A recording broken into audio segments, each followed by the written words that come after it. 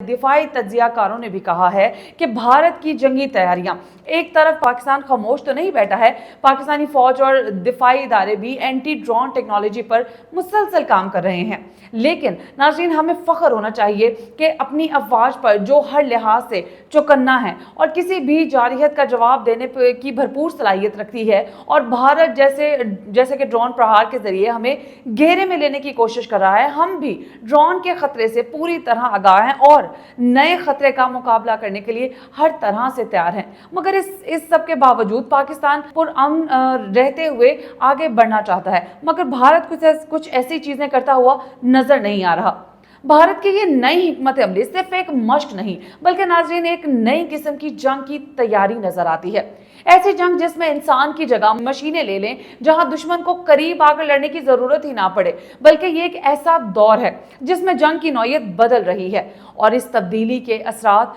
पूरे जनूबी एशिया पर होंगे।